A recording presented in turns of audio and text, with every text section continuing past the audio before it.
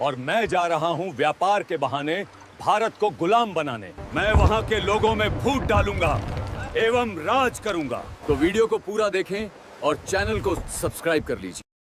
जरा सोचिए, बस एक पल के लिए अपनी आंखें मूंद लीजिए और उस दौर की कल्पना कीजिए। एक ऐसा देश जिसके खेत सोना उगलते थे, जहां के कारीगरों की उंगलियों में वो जादू था कि दुनिया हैरान रह जाती थी। एक ऐसा मुल्क जो पूरी दुनिया की अर्थव्यवस्था का 25% हिस्सा अकेले अपने दम पर चलाता था। दुनिया इसे आदर और लालच से सोने की चिड़िया कहती थी। ये वो जमीन थी जहाँ दुनिया फतेह करने निकले सिकंदर के हौसले भी टूट गए थे, जहां मोहम्मद गौरी जैसे हमलावरों को भी इस मिट्टी पर कब्जा करने के लिए 17 बार मौत से टकराना पड़ा था, जहां मुगलों को भी अपनी जड़ें जमाने में सदियां लग गई थीं। लेकिन सोचिए, जिस देश को बड़ी बड़ी फौजें और तलवारें नहीं झुका पाईं, उसे समुंदर पार से आए कुछ व्यापारियों ने इतनी जल्दी अपना गुलाम कैसे बना लिया। लेकिन फिर समुंदर की लहरों को चीरते हुए व्यापार के भेष में कुछ सौदागर आए। उनके एक हाथ में तराजू था, लेकिन उनकी आंखों में छिपी थी एक प्यासी तलवार। उन्होंने हमारे मसाले नहीं खरीदे, उन्होंने हमारे जमीर का सौदा किया और देखते ही देखते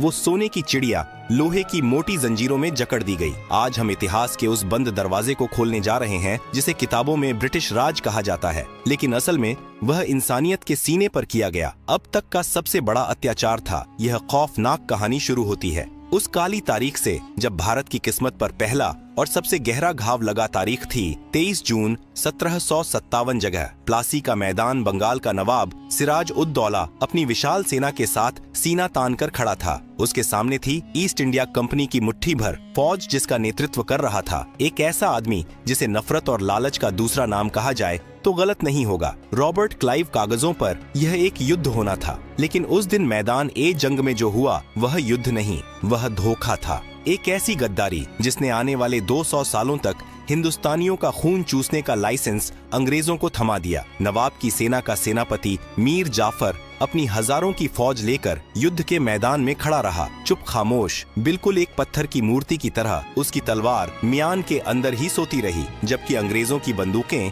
नवाब के वफादार सिपाहियों के सीने छलनी कर रही थीं। जानते हैं क्यों? क्योंकि रॉबर्ट क्लाइव ने मीर जाफर के कानों में सत्ता का जहर घोल दिया था। नवाब को मरवा दो और बंगाल का अगला नवाब मैं तुम्हें बनाऊंगा। उस एक लालच ने, उस एक गद्दारी ने पूरे हिंदुस्तान का सौदा कर दिया। सिराज उद दौला हारे पकड़े गए और बेहद बेरहमी से उनका कत्ल कर दिया गया। लेकिन दोस्तों, असली कहानी जंग के बाद शुरू होती है। असली लूट का खेल अब शुरू होने वाला था। प्लासी की जीत के बाद रॉबर्ट क्लाइव जब मुर्शिदाबाद, उस समय बंगाल की राजधानी के शाही खजाने में दाखिल हुआ तो उसकी आंखें फटी की फटी रह गईं। उसने अपनी डायरी में लिखा था कि वह हीरे जवाहरात और सोने के ढेरों के बीच चल रहा था। उस वक्त लंदन शहर की जो कुल दौलत थी, उससे कई गुना ज्यादा दौलत अकेले बंगाल के एक खजाने में पड़ी थी। और फिर शुरू हुआ संपत्ति का महानिकास। अंग्रेजों ने शराफत का नकाब उतार फेंका। उन्होंने मीर जाफर को गद्दी पर बिठाया, लेकिन वह सिर्फ नाम का नवाब था। एक कठपुतली असली लगाम कंपनी के हाथ में थी। सबसे पहले उन्होंने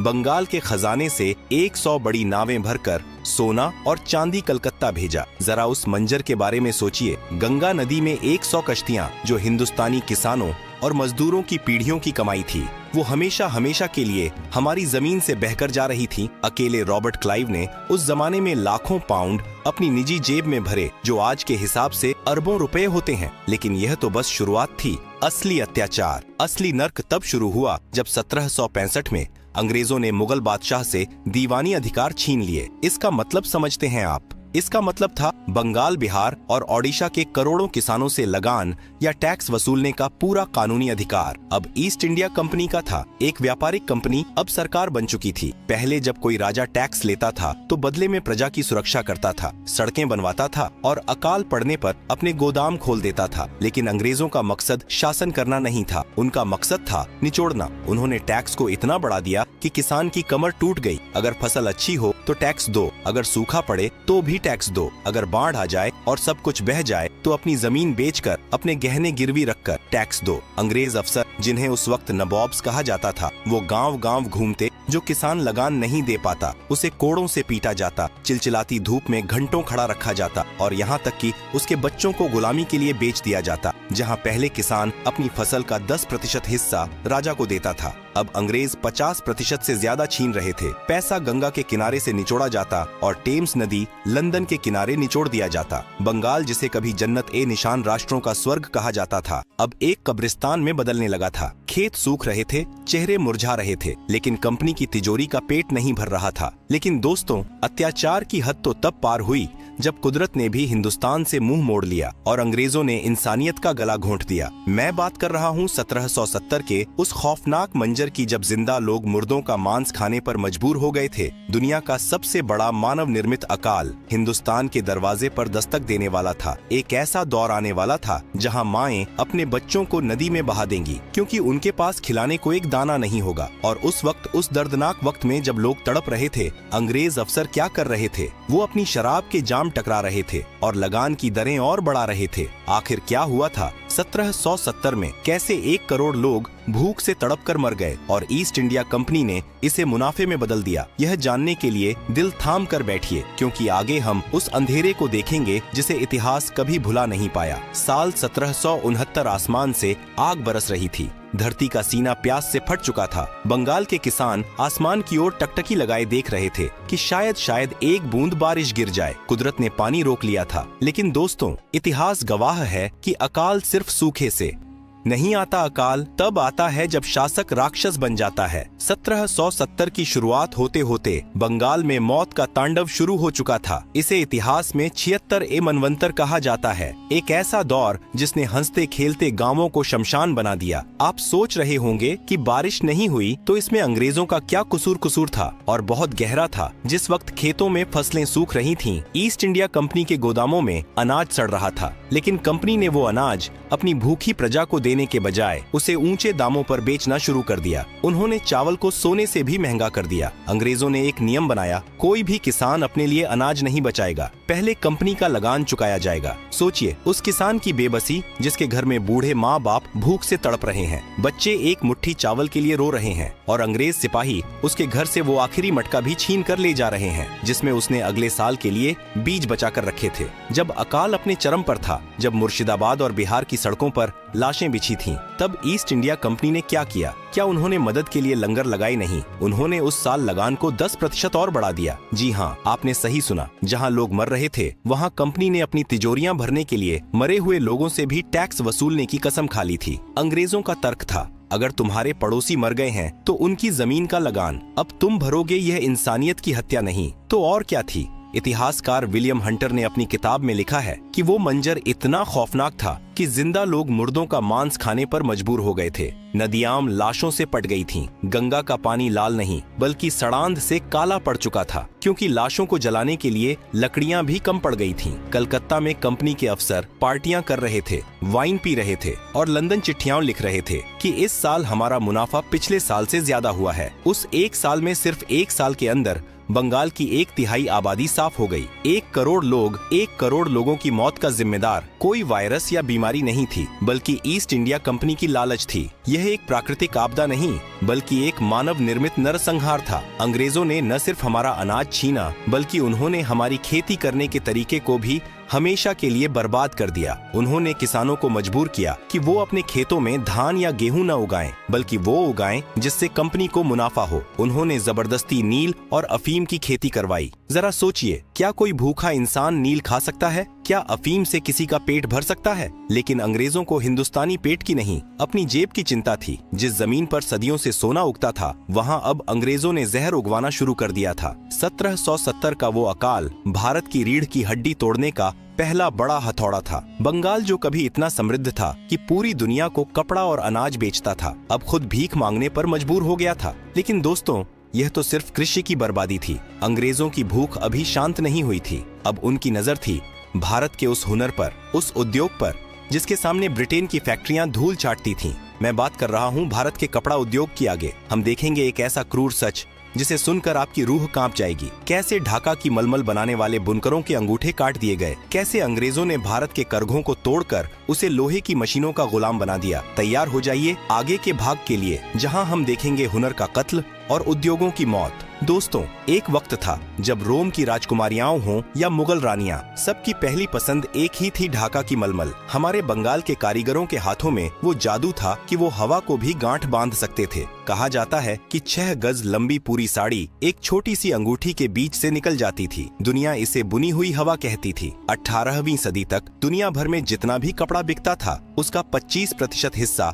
भारत से जाता था। यूरोप के बाजारों में भारतीय कपड़ों की दीवानगी थी। ब्रिटेन के कारखाने बंद होने की कगार पर थे क्योंकि कोई भी अंग्रेज भारत के रेशम और कॉटन के सामने अपना मोटा और खुरदुरा कपड़ा नहीं पहनना चाहता था। यही बात अंग्रेजों को चुभ गई। उन्हें समझ आ गया था कि जब तक भारत के कारीगर जिंदा हैं, मैनचेस्टर की मिलें कभी मुनाफा नहीं कमा पाएंगी। और फिर उन्होंने वो फैसला लिया जो इतिहास के माथे पर कलंक बन गया। ईस्ट इंडिया कंपनी ने तय किया कि भारत को अब कपड़ा बेचने वाला नहीं बल्कि कपड़ा खरीदने वाला देश बनाया जाएगा। सबसे पहले उन्होंने शुल्क की दीवार खड़ी की। अगर भारत का कोई व्यापारी अपना कपड़ा ब्रिटेन में बेचना चाहता तो उसे 80% तक टैक्स देना पड़ता था। यानी हमारा कपड़ा वहाँ इतना महंगा कर दिया गया कि कोई खरीद ही न सके। लेकिन अगर ब्रिटेन का मशीन से बना कपड़ा भारत आता तो उस पर 0% टैक्स था। इसे उन्होंने नाम दिया मुक्त व्यापार। लेकिन यह सिर्फ अंग्रेजों के लिए मुक्त था। भारतीयों के लिए यह मौत का व्यापार था। लेकिन भारतीय कारीगरों का हुनर इतना पक्का था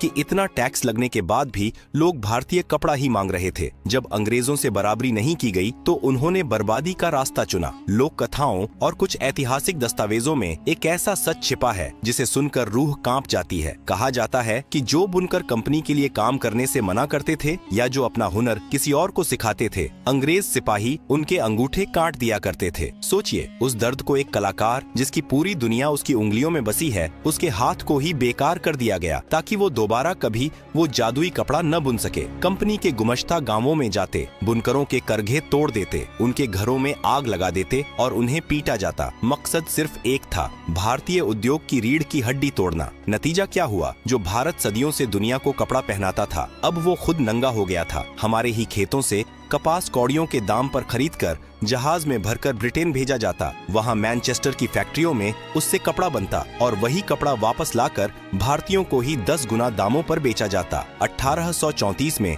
भारत के governor general Lord William Bentinck ने अपनी रिपोर्ट में एक लाइन लिखी थी जो आज भी इतिहास के पन्नों पर आंसू की तरह जमी हुई है। उसने लिखा, भारत के मैदान बुनकरों की हड्डियों से सफेद हो गए हैं। लाखों बुनकर भूख से मर गए। लाखों ने भीख मांगना शुरू कर दिया। ढाका, मुर्शिदाबाद और सूरत जैसे शहर जो कभी व्यापार के केंद्र थे अब वीरान हो चुके थे। अंग्रेजों ने भारत को सिर्फ लूटा नहीं था, उन्होंने भारत को बेरोजगार और लाचार बना दिया था। उन्होंने एक आत्मनिर्भर देश को एक बाजार बनाकर छोड़ दिया। लेकिन दोस्तों, जुल्म जब हद से बढ़ जाता है तो वो बगावत बन जाता है। किसानों की टूटी कमर, बुनकरों के कटे अंगूठे और अकाल में मरे हुए करोड़ों लोगों की चीखें, ये सब अब बारूद बन चुकी थीं। बस एक चिंगारी की जरूरत थी और वो चिंगारी भड़की। 1857 में क्या थी? वो शैतानी हवा जिसने अंग्रेजों की नींद हराम कर दी और कैसे कंपनी राज खत्म होकर क्राउन का राज आया। लेकिन जुल्म का तरीका नहीं बदला। जलियांवाला बाग से लेकर आजादी की सुबह तक यह खूनी दास्तां कैसे अपने अंजाम तक पहुंची। देखिए, हमारे आखिरी और सबसे धमाकेदार भाग में विद्रोह की आग और आजादी की कीमत 10 मई 1857। यह वो तारीख थी जब भारत के सब्र का बांध आखिरकार टूट गया। बैरकपुर से उठी मंगल पांडे की चिंगारी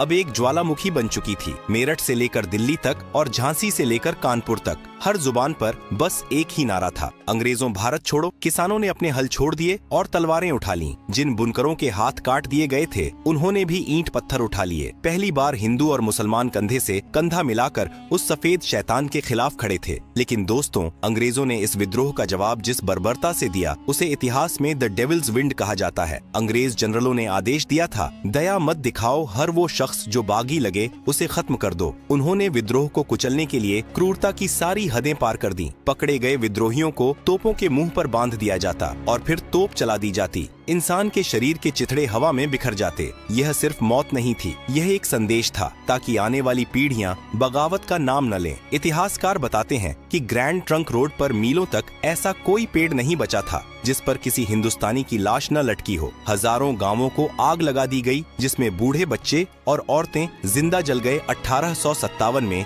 खून की नदियां बहने के बाद लंदन में बैठी महारानी विक्टोरिया को लगा कि ईस्ट इंडिया कंपनी अब भारत को नहीं संभाल सकती। 1858 में कंपनी का राज खत्म कर दिया गया और भारत की बागडोर सीधे ब्रिटिश ताज के पास आ गई। अंग्रेजों ने कहा, अब हम भारत का भला करेंगे। लेकिन क्या सच में भला हुआ नहीं? लुटेरा बदल गया था, लेकिन लूटने का तरीका वही था, बल्कि अब लूट और व्यवस्थित हो गई थी। अंग्रेजों ने रेलवे बनाई, लेकिन भारतीयों के सफर के लिए नहीं, बल्कि इसलिए ताकि भारत के कोने कोने से अनाज और कच्चा माल जल्दी से जल्दी बंदरगाहों तक पहुंचाया जा सके और ब्रिटेन भेजा जा सके। और फिर आया 20वीं सदी का वो काला दिन, जिसने साबित कर दिया कि अंग्रेजों के दिल में पत्थर धड़कता है। 13 अप्रैल 1919 जलियांवाला बाग, अमृतसर बैसाखी का दिन था। हजारों निहत्थे लोग, जिनमें औरतें और नन्हे बच्चे भी थे, शांति से सभा कर रहे थे। तभी वहां एक अंग्रेज अफसर आया, जनरल डायर। उसने बाग से बाहर निकलने का एकमात्र संकरा रास्ता अपने सैनिकों से बंद करवा दिया। उसने भीड़ को चेतावनी नहीं दी, उसने हटने को नहीं कहा, उसने बस एक शब्द कहा, गोली चलाओ।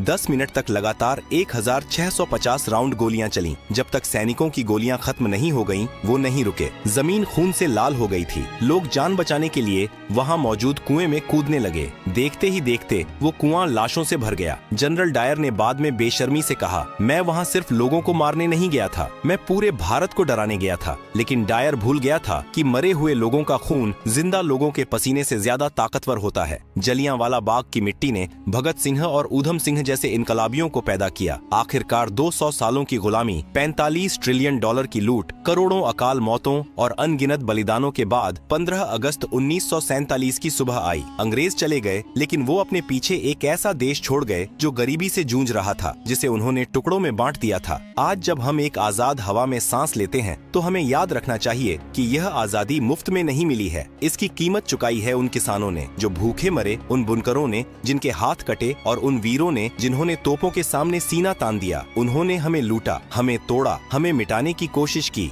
लेकिन हम फिर खड़े हुए, क्योंकि वो हमारी दौलत ले जा सकते थे। हमारा हौसला नहीं, सोने की चिड़िया फिर से उड़ान भर रही है, और यह उड़ान अब कोई नहीं रोक सकता।